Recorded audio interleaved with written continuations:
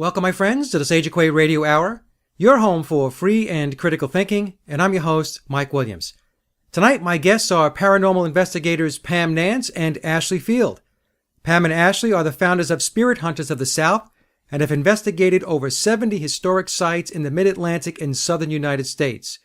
Over time, the team has aligned their research in paranormal investigative techniques with methodologies and theories from the field of archaeology, anthropology, history, and quantum physics. I know you'll find the conversation fascinating as we discuss Pam's near-death experience, growing up with paranormal experiences, how quantum physics comes into play, the team's methodology, and most importantly, their results. During the discussion, we will talk about the extraordinary EVPs or electronic voice phenomenon that Pam and Ashley have captured during their investigations. Several of the recordings are included at the end of the interview so the audience can hear for themselves. And to kick the show off, I asked Pam and Ashley how they got started in the field of paranormal research. And here is what they had to say. Well, I became interested in the paranormal field after having a couple of fairly frightening experiences as a child of the age 10 and 11.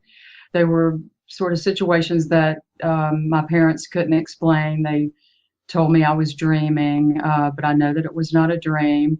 And so I never forgot those two experiences, and I've continued to have unique experiences as a teenager with an out-of-body experience, and then in my 20s as a near-death experience, and then sort of experiential encounters of paranormal type in the home that I currently live in. And so it's just kind of been a part of my life since I can remember. And my mom told us ghost stories when I was a little child, and it's just been a very natural part of my life that doesn't frighten me. It just intrigues me and makes me want to learn more about what it is we're actually dealing with. And you had an NDE, Pam? I did. I had a duodenal ulcer in my late 20s, and I was a couple of weeks from graduating and working double shifts at the restaurant where I was working at the time to get through college, and just totally stressed out, and this vessel burst in my stomach and I bled for a couple of days and had no idea. So I basically bled out and died and went to the other side, and my husband, thank goodness, performed some CPR and called 911, and they were able to get me back and transfused me. But I just went off to a beautiful green valley, and it's indescribable. The accounts that you hear are truly, that's how it is. You cannot describe the color, just the feelings that you get there. It was quite amazing. I did not want to come back. I didn't encounter any deceased loved ones. There were only animals there for me. And we had a 14-year-old Rottweiler that died 2 days before my experience. And she was actually there. And she was young and happy and wagging her tail. And I could feel her head under my hands as I petted her. And it was very real. I have no doubt that I went to that place. And, coming back here after that, it just everything seemed so plain and anticlimactic. Yeah, exactly.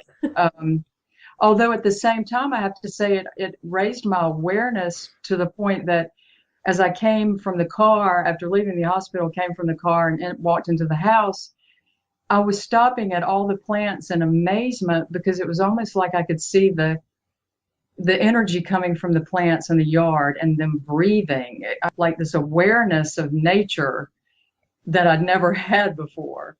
But then life in itself just seemed kind of mundane for a little while after that. But I was able to hang on to that feeling that I had on the other side for maybe 6 months or a year afterwards, and then it slowly kind of went away. And people ask me afterwards, did you go through a tunnel? And I really didn't. I was just there in this beautiful, beautiful green valley. And it was maybe a year later, I was home from work and I was watching Oprah, and it was a show on near-death experiences. And most of the people had the common experience of going through the tunnel and seeing the loved ones. But one woman described the exact same experience that I had of being in this valley with a huge tree and snow-capped mountains and animals. And so I think she and I went to the same place. I don't know what that means, that we only encountered animals. But I really liked that. That validated, my experience. I felt that it was more than just a hallucination or a dream. Yeah, no, it's not a hallucination. It's a beautiful story. And you know that I do the regression work, spiritual regression, and the story that you're telling, that gets replicated in the regression work. When you take a client back, sometimes they're met by loved ones or other beings, divine beings, and other times they don't. Other times they wind up exactly where you wound up, in a beautiful place. And it's very serene, it's very tranquil. You might be there by yourself or with the animals, whatever it may be, but that's an amazing story. Good for you. I don't mean good that you had an NDE, but I mean. Yeah, I'm actually glad that I did. So, Ashley, how did you get started? We moved into a historic home when I was 7 years old, and it was very active. And I kind of grew up in that environment of very a lot of paranormal activity. Every night when I would go to sleep, you would hear someone walking around my bed. The lights would come on, doors would open, doors would shut, things would go missing, things would come back. I mean, that was our house, and that's what I grew up in. And I was very fortunate. My parents were very open-minded, and I wanted to know what I was dealing with. And I've always been an avid reader. I guess I was really a geek when I was young. I still am, but I was fortunate. I started reading, I can remember reading Chariot of the Gods when my friends were reading about Babar. I can remember reading about reincarnation and when they first started documenting those things in hypnosis, and just adamant about anything I could get my hands on. And I've always been that way. And I grew up in the environment. And as soon as I met Pam, it was ironic because she was into the same thing.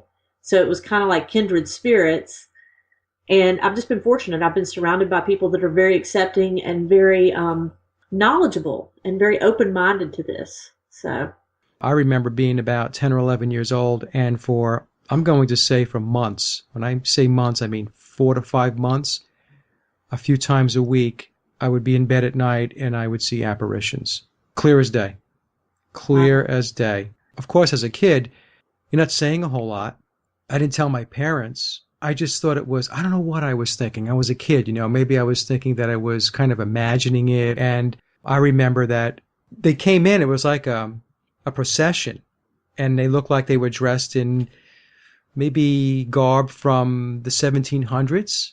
And the men they had beards, and the women were dressed in these long dresses, and they had the bonnets. And some of the women were holding their children by the hands. This scene would repeat over and over again. It was like a loop. And as I was lying there as a kid in the bed, they would walk past me and then they would look down at me. It was clear to me that when they looked down that they saw me, but that was basically it. There was nothing beyond that. And then they would just dissipate. They would walk into the wall and they would just disappear. And that went on, like I said, for months. where was this experience at, if you don't mind me asking? I was born and raised on Long Island, so it was on Long Island in New York. Like I said, it was unbelievable. It was an unbelievable experience. And there were other experiences that I had in my life, poltergeisty types of stuff. But that one in particular really solidified it for me because I've never forgotten it. To this day, I can tell you exactly what they look like. Just an amazing experience. Our society and our culture wants to teach us that life and existence is in this little box. It's defined a certain way.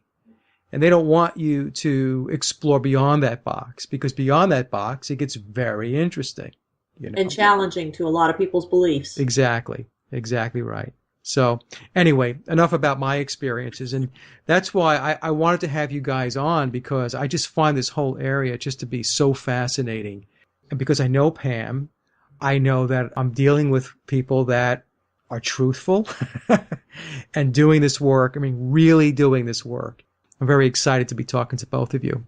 Now, any of the experiences that you've had or any of the work that you've been doing with your work, have any of those experiences been not friendly? In other words, you've encountered spirits or entities which were not welcoming?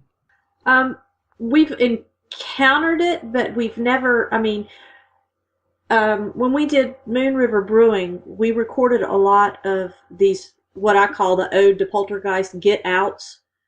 But there was no harm. I mean, just someone that didn't want us there. We did encounter kind of some hostility at the Old City Jail in Charleston. Do you want to elaborate, Ashley? We were, it was just Pam and I, because only Pam and I investigate together. It just never works if we try to do guests or anything. We just do better with just two people. So we were in the morgue. It was about 2:30 in the morning, and the morgue in the Old City Jail, the way it's done, it's kind of a long room, and at the very end there's a ramp. It's the body ramp, and the original wood door is still in place at that ramp, and that's where they rolled the bodies out. So I'm standing right in the pathway of the door, and I'm looking at the door. Pam's standing off to the side, probably 4 or 5 feet to my left. And we had heard some things in the corner, and we thought maybe it was mice, because there's a gap under the door to the outside. And we were like, oh, probably some mice, you know. We were kind of tired, and we were investigating, and we really didn't think we were getting anything, which happens a lot. And that never is what happens. We always end up with a ton of stuff. And I remember I was standing there, and I was staring off, and I said, oh, I'm not even going to repeat what I said. And Pam's like, what? And you could hear the footsteps, because the floor is really gritty in the jail, and you could hear the footsteps coming at me. And the next thing I remember, I landed on Pam, and she fell against a file cabinet, which is the only thing that kept us from hitting the floor. And I really don't recall the point between hearing the footsteps, and it was like somebody was running right at you, but you can't see anything, but you can hear it, and then I'm slammed into Pam. That's probably the only thing, but a lot of that was when we first started investigating. We kind of tried to do some triggering to get some reactions, so we kind of did like, okay, the jailer thing, and, you know, okay, we're here, you guys listen up, and no. Definitely found out that is not the methods to use at all. So it's not best to antagonize? Oh, no.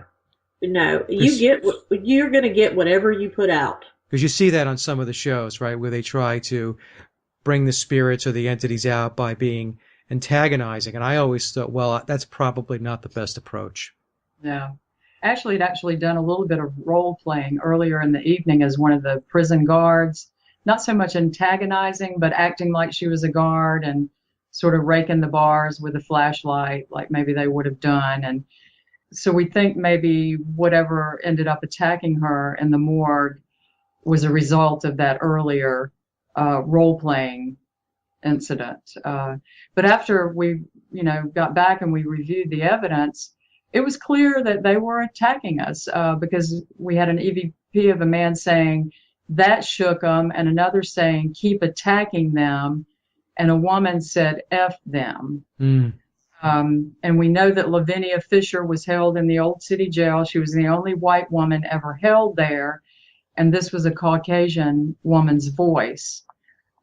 So we're thinking it was Lavinia and her crew maybe didn't appreciate us being in their area that time of the morning, but at any rate, Ashley took one for the team. Well, let me ask this question. I've always wondered this, and I don't know if you guys have asked these questions to the spirits. Are they aware that they are dead, or are they living in another dimension and they look at our involvement or our interacting as invading their space? What are your thoughts on that? That's you, Pam. We have some pretty strong thoughts in that area. We're really like formulating our theories, and we've done a lot of research into quantum physics, and we're actually collaborating with some physicists and bouncing ideas off. But we do think that there are multidimensional beings that possibly aren't dead. So now we're actually stepping away from the entire idea that they're a ghost. Mm-hmm. These are trapped dead people. Yeah, in fact, when we do our public speaking, we usually start off by saying we don't believe in ghosts. Okay. So you're down the path now that you believe what's happening is there's an overlapping layer of dimensions. Is that where you're going with this? Where we, Much, maybe not really overlapping, but parallel, and sort of the multiverse yeah, model where there are quantum timelines stacked or laid against each other, okay.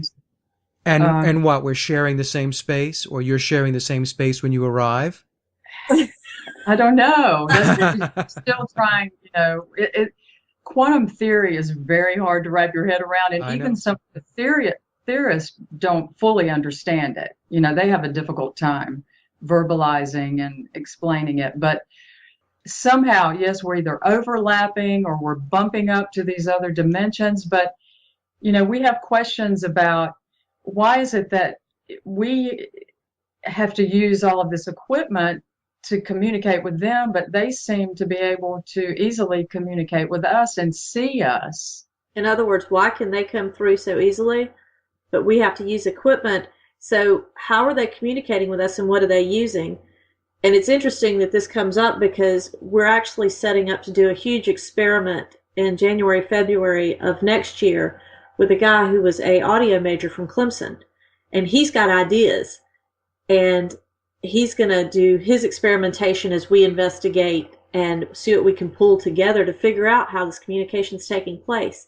He has picked apart one of our pieces of equipment, which is a spirit box, which generates white noise by scanning radio frequency. Mm-hmm. And he said, it's not radio frequency noise. It's not radio noise you're recording. He's like, I've pulled it apart. So we're on to something. It's just a matter of what are we on to?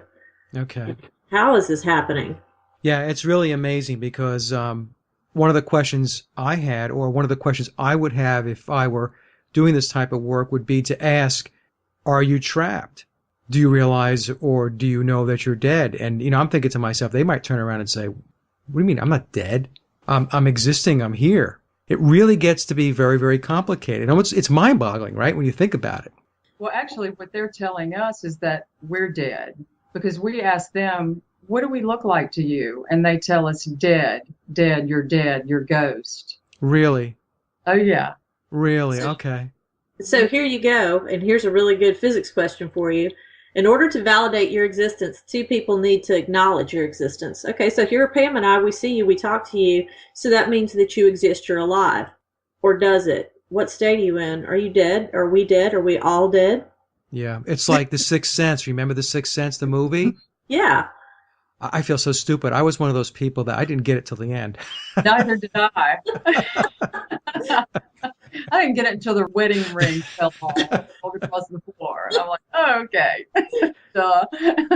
But we've discussed the fact that the thought of people being trapped here after you die, first off, it would be extremely crowded. And second off, how depressing could that be? That just can't be right. There's so much about our universe that just can't be it. There's got to be more. These people that have the near-death experiences are experiencing something totally different besides being trapped on Earth. Right. You have to ask yourself what you're really dealing with. Yeah. No, like I said, it's mind-boggling. It really is when you really start to dig into it. And you guys are doing unbelievable work. Let me ask this question then. So this is going to lead into the methodology. And I did read through your charts, but I was wondering if you can, because I'm not going to do it justice, if you can explain to me your methodology, because you have a very disciplined process. And I think it'd be very interesting to the audience to hear. I'll give you the best synopsis, and then I'm going to let Pam detail it, because Okay. it's really written on a lot of her knowledge that she learned when she was studying archaeology. If you could have lunch or dinner with any person in history, what would you ask them? That's our methodology. And then I'll let Pam elaborate on how that works. I thought you were going to ask me that question. I was, I'm going to get stumped. So basically what we've done, we've taken the some of the methodologies from archaeology, like establishing our timeline of occupancy. So we identify a site, and just to let the audience know, we don't choose sites based on any reported paranormal activity. We choose sites based on their historic significance.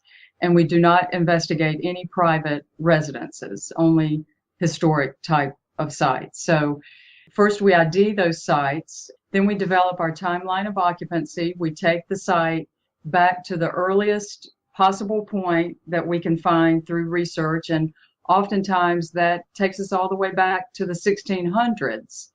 And we work our way up, usually through the 1800s, identifying all the occupants at the site.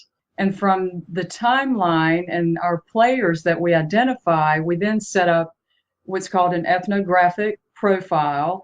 And those are just things that would resonate with those beings at these different levels, like, you know, politics, religion, the types of foods that they ate, wars, daily activities, the games the children played.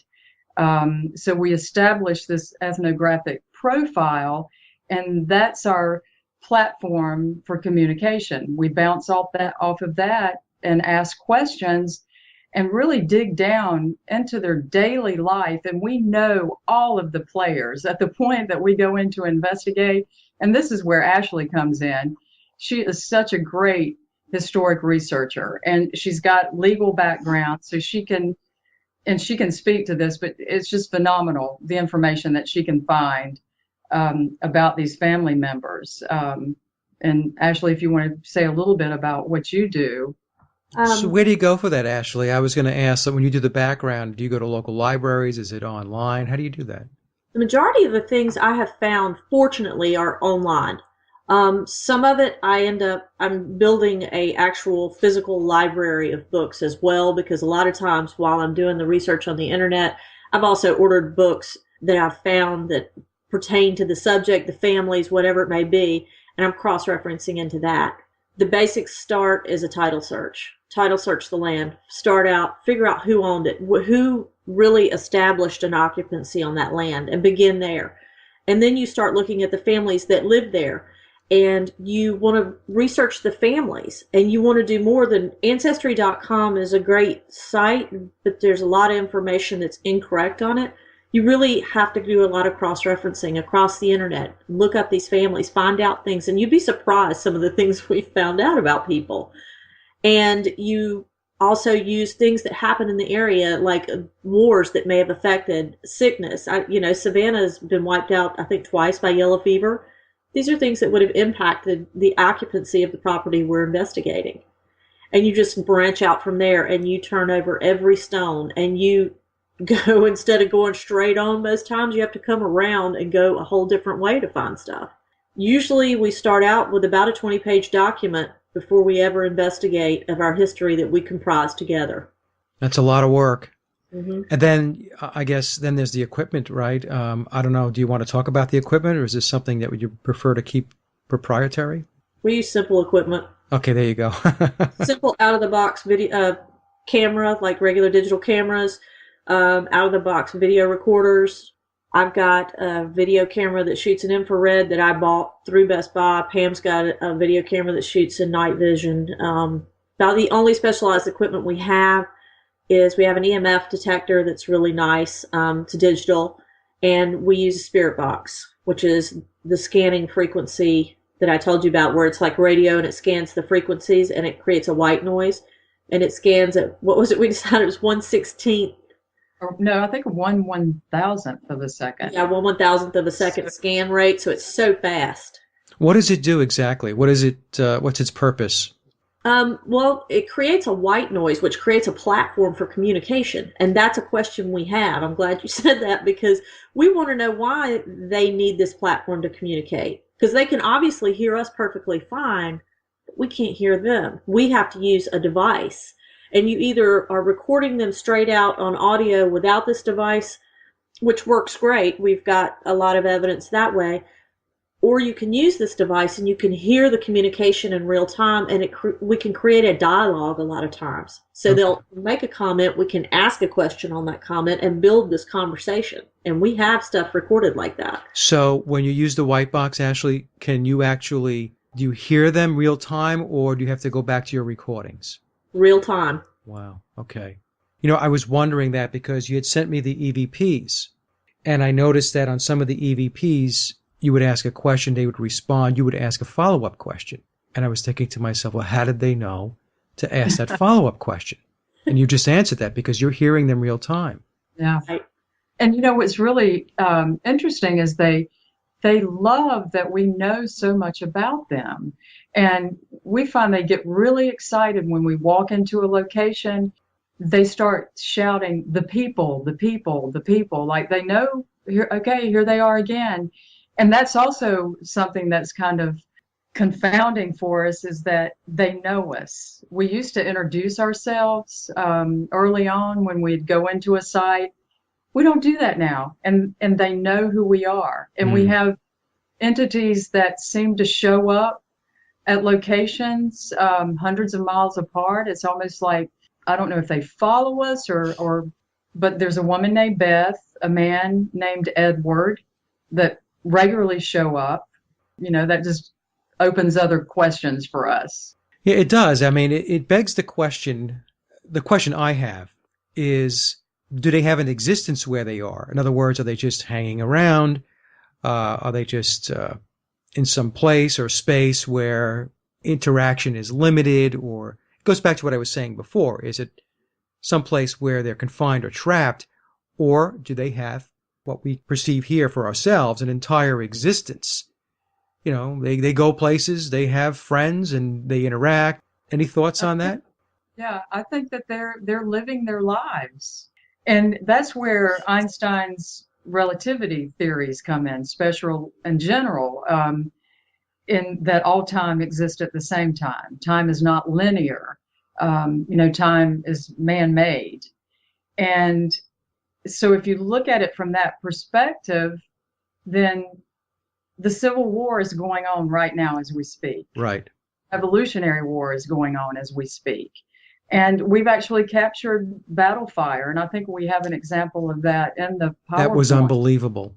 You do. That was an unbelievable EVP. Yeah, that was Moon River Brewing. Yeah. Musket fire and cannon. Yes. Did you get that through your white box? No, that's a straight EVP. Okay. And we can date that. That was unbelievable. In fact, I listened to all of the EVPs, and some of them gave me goosebumps. You listen to some of these shows on TV or some of these YouTube clips, and they'll play these EVPs, and you really have to stretch to be able to hear that what they're claiming that this spirit or entity said.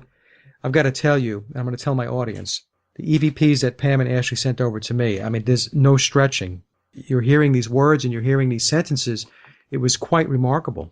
It really was. We always get evidence. We get tons of evidence. And that's what, really just, it's almost humorous when we watch some of the TV shows and they'll get maybe 2 EVPs during the entire show and they're very excited. We have to pick and choose. We get so many per investigation, like hundreds. No, we don't know why. And we've always wondered when we do our presentations, we always look at each other and we're like, the first thing I would ask if I was sitting in the audience is, how are you getting all this? Because this doesn't seem realistic. And that's what we would say to ourselves. But no one ever asks, and it surprises us because we're amazed at the amount of evidence that we can gather. Okay, because some of the shows, and I'm not going to name what the shows are, I'm not even sure if they're on TV anymore, they would do the debrief at the end, and there would be maybe 1 or 2 EVPs, if there were any. And what you're saying is, well, we get a lot more than 1 or 2. There's stuff we don't cut anymore, I can tell you that. There's things we don't even pull out anymore. Okay. Yeah, so much. But what I notice from these shows is they really don't do any research into the site. They take the common ghost story, little Billy died here and he's the little boy that haunts this house. So they go in, they ask Billy to move a ball or make a noise. You're getting exactly what you asked for, nothing. Right. So we go in, we know every generation that's ever lived on that site. We know, all about them, their family members, what they did for a living. And maybe that really resonates with them. And maybe they really appreciate the fact that we did all of this homework, that we cared that much about them, that, we have all of this information to base our questions on. And 2, having studied like meditation and healing touch and knowing about the human aura and the energy that we all have and how you can raise your consciousness. Have Ashley and I done that? Do they perceive us brighter and more vibratory than someone, say, who's oblivious to these other dimensions? People that just kind of go along in life with blinders on. Maybe they're not as brightly shining. I don't know. We just, So maybe a higher vibrational state. yeah, As I mentioned before, I use the term opens the aperture or widens the spectrum of what it is that you can experience. So those that are at a lower vibrational state, it's more confined, right? exactly. If you're confined, then you're not going to see as much as somebody that's opened up. Very interesting. And you talked about this being really now time, right? It's happening concurrently in parallel because we have Yes, linear time here and we think in terms of this was in the past. But what you're experiencing is the possibility that, as you mentioned about quantum physics, is it's all taking place right now. exactly.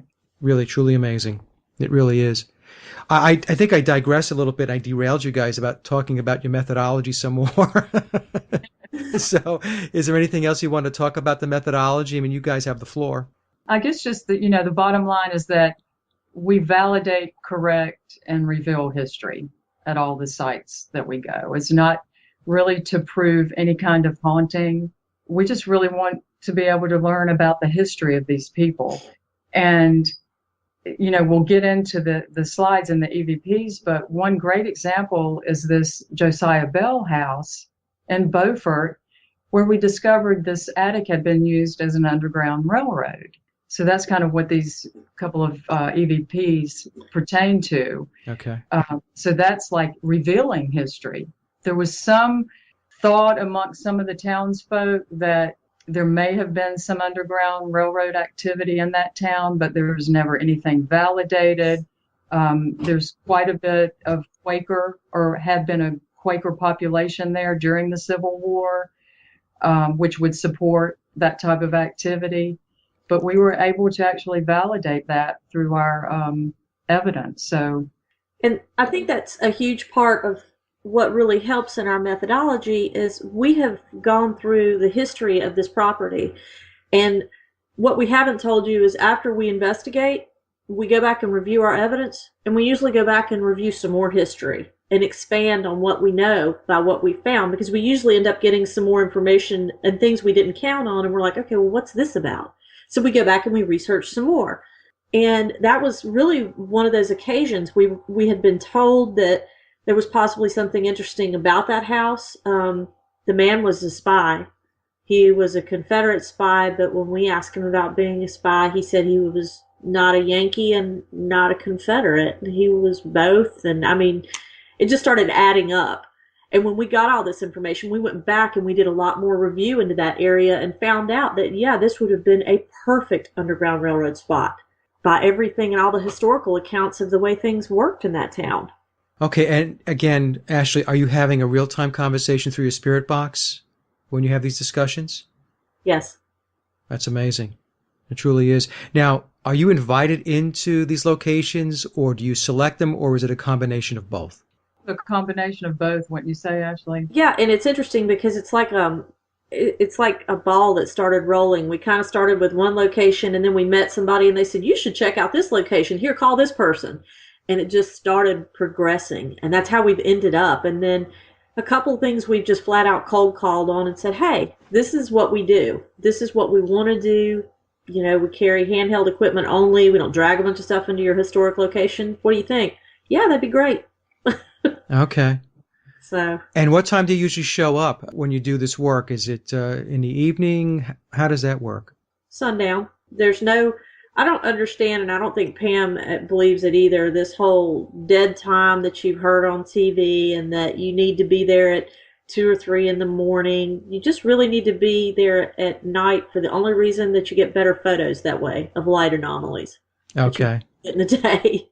Because we've done quite a bit of investigating during the day and captured evidence. So I've always wondered that too. It's like, what do they think? The spirits and the entities? Like, well, we only come out at night. So, okay. All right. So that's very interesting too.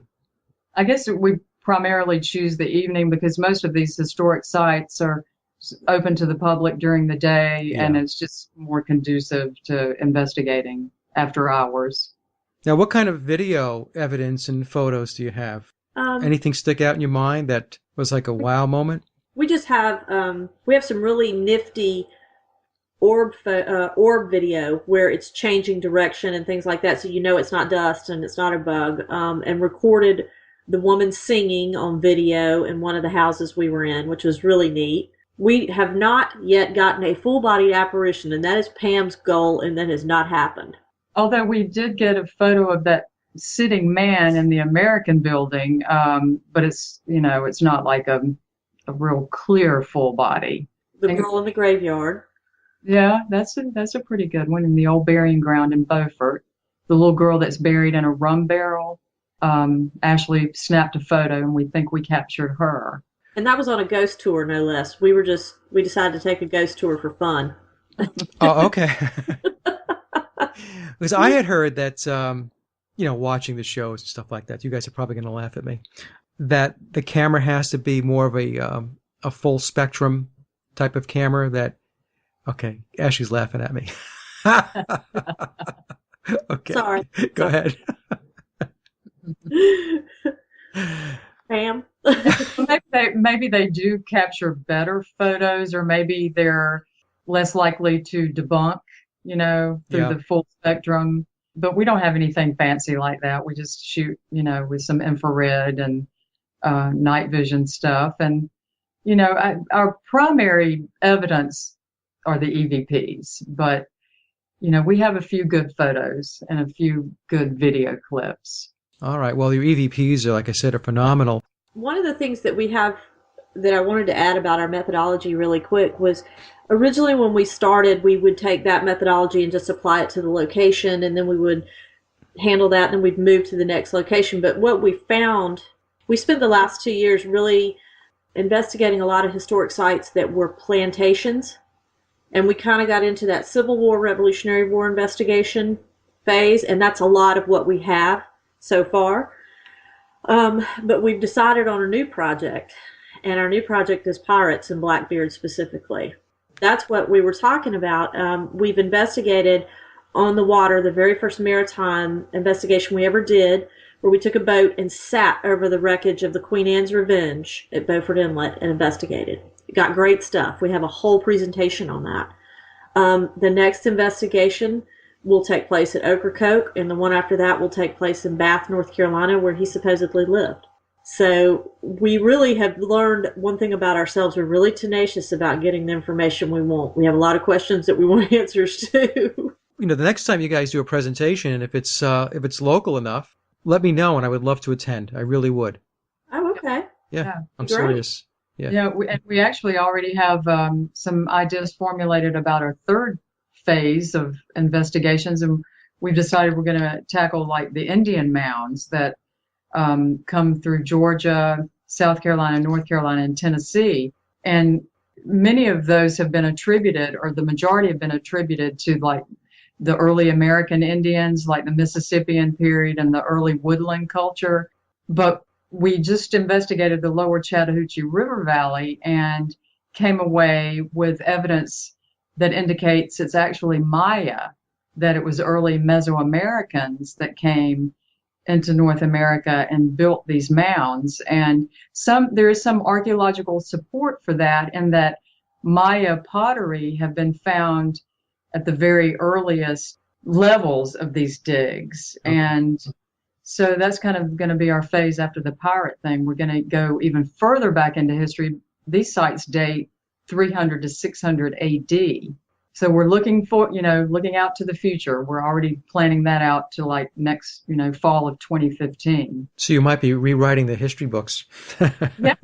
Well, yeah, we've been able to do that with a couple of locations already. So, we discovered the Underground Railroad in Beaufort. We discovered a Union blockade in a Confederate house in North Carolina, and that was really cool. That was probably one of our first biggest discoveries, and it was just phenomenal because, you never know what you're going to get. And we came away with this these EVPs of blockade, keep it open, halt, aim for his heart.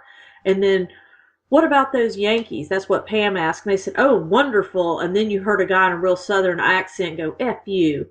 So we're like, what is going on here? And then, are you a Yankee or are you Confederate?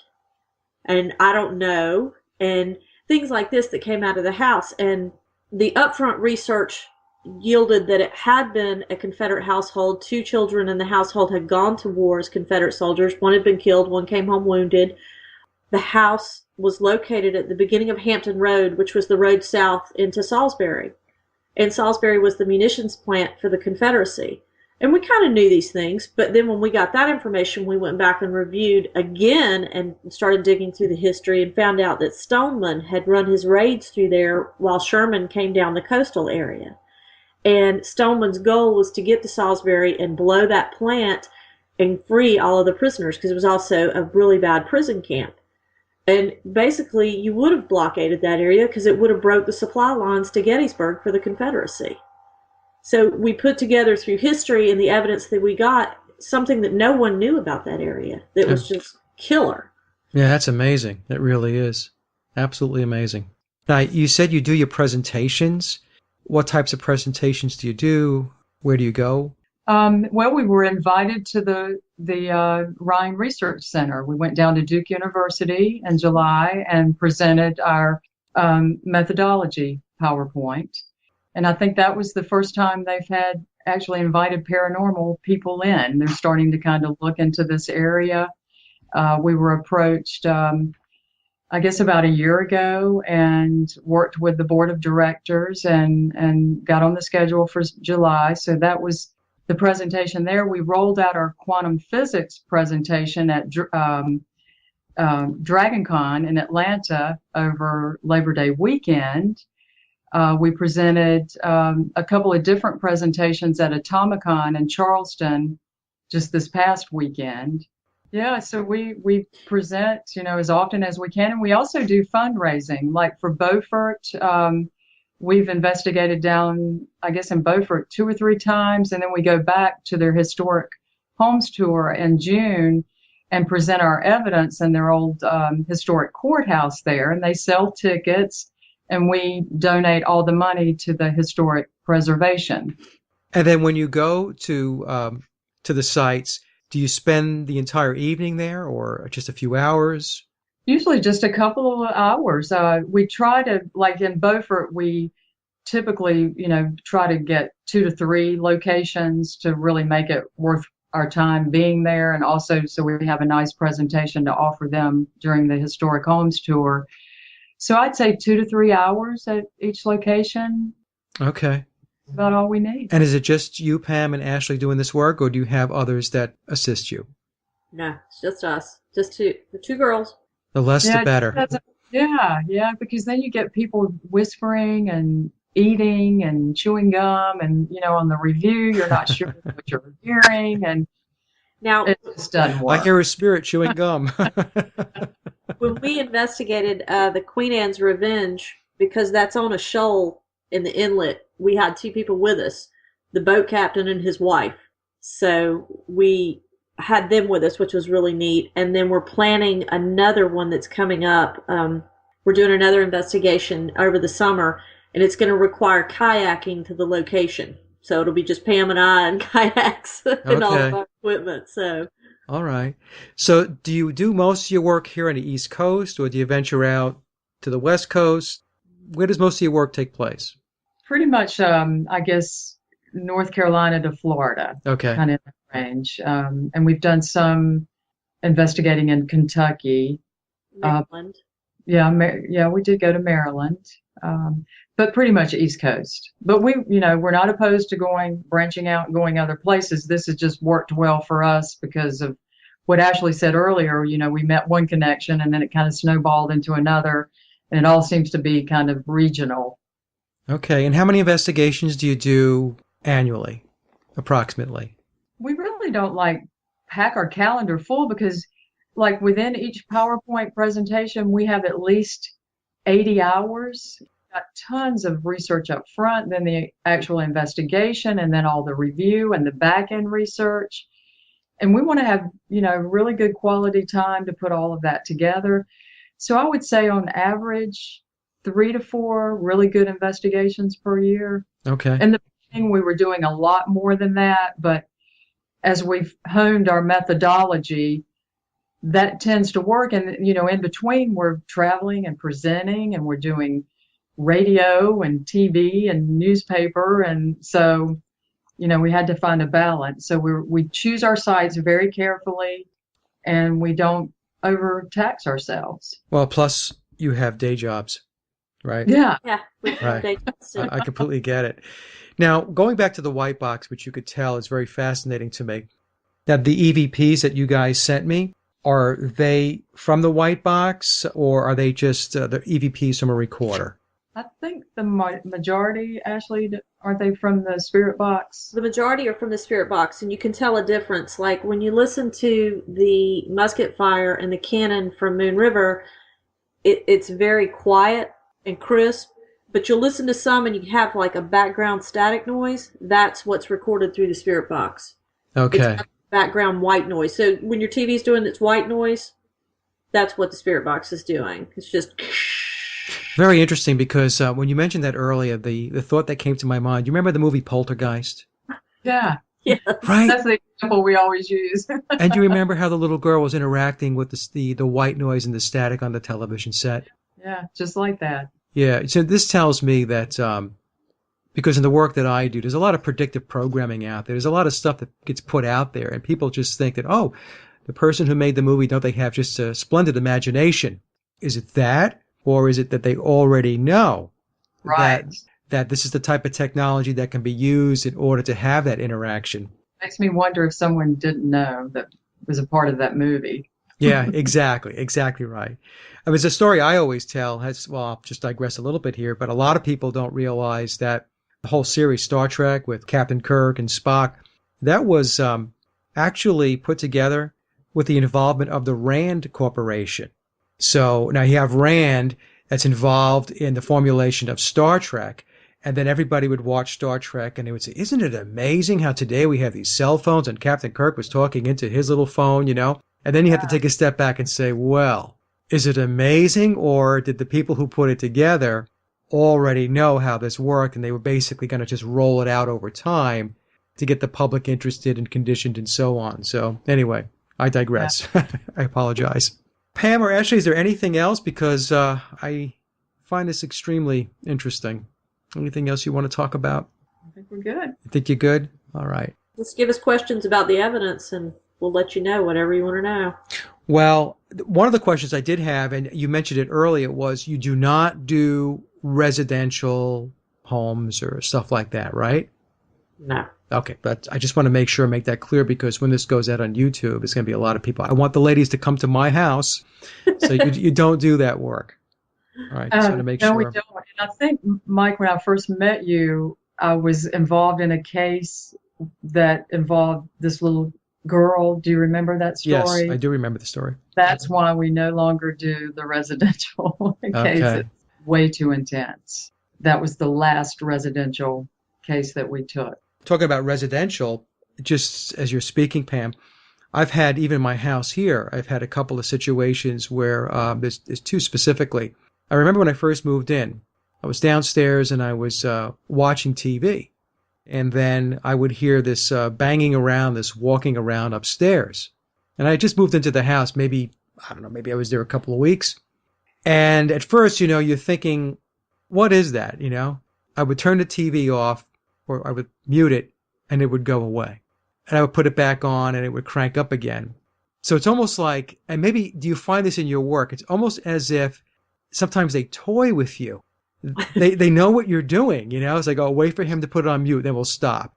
And I was downstairs, and then it was very obvious. There was a lot of banging around and walking around upstairs. So I had a lot of experiences with this, because as I had mentioned earlier, when we first got started with the discussion when I was a kid, I'm not a novice. Growing up, I had lots of experiences with paranormal. So I just came upstairs and I just checked to make sure it wasn't, whatever. And then finally I just said, look, you guys, you need to knock it off, because I'm not going to be doing this. I know you think it's funny that I'm downstairs watching TV and every time I go to watch it, you're going to bang around. And it was interesting. It was after that, it just completely stopped. So I don't know if you have those types of experiences. Do you have moments where you feel like they are playing around or toying with you and seeing what kind of reaction they can get from you? I do. I think they do at our homes. And it's not even like I've heard people talk about after we investigated, something followed me home. It's not even that anymore. I mean, stuff just happens, and I don't know. We just kind of roll with it. And my husband and I have a running joke about it when stuff goes on. We're like, well, we wish they would put some sheetrock up. If you want to do something, we got plenty of projects. Do something productive. Yeah.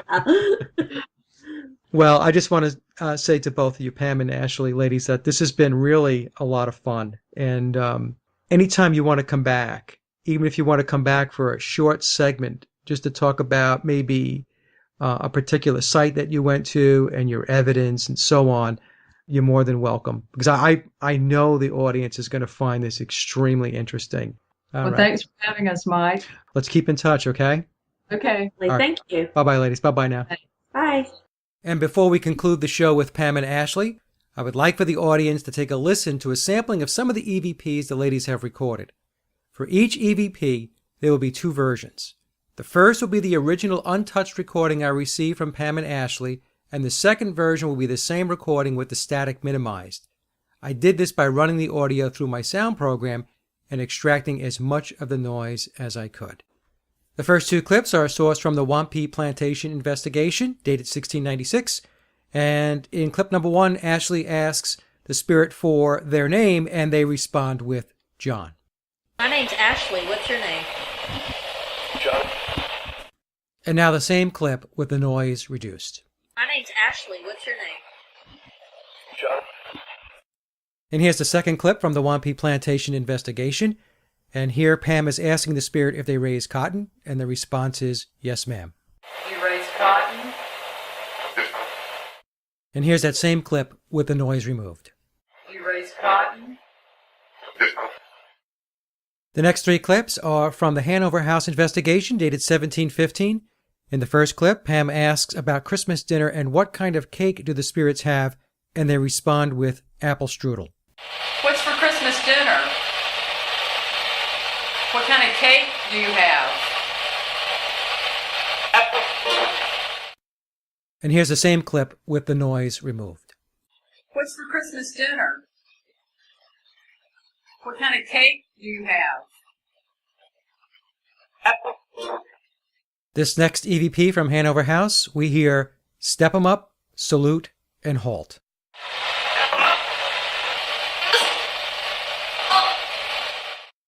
And now the same clip with the noise removed.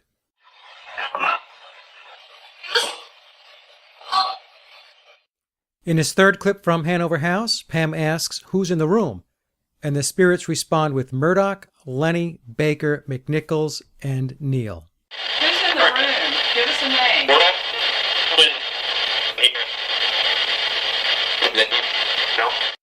And here's the same clip with the noise removed.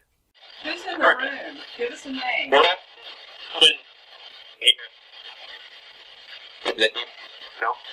The next EVP is from the Angel Hetzel House investigation dated 1827. Pam asks the spirits if their father paid for the house, and the spirit responds by saying he earned it. Charity, did your father pay for this house? And now the same clip with the noise removed. Charity, did your father pay for this house? Now this last EVP is one of the most extraordinary I have ever heard. Pam and Ashley were investigating Moon River Brewing, dated 1733, and recorded musket and cannon fire. Take a listen to this one.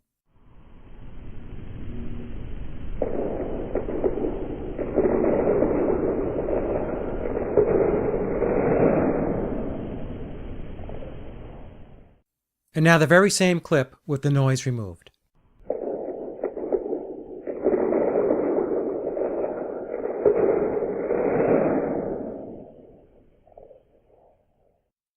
And that concludes my interview with Pam Nance and Ashley Field, and I hope you enjoyed the discussion as much as I did.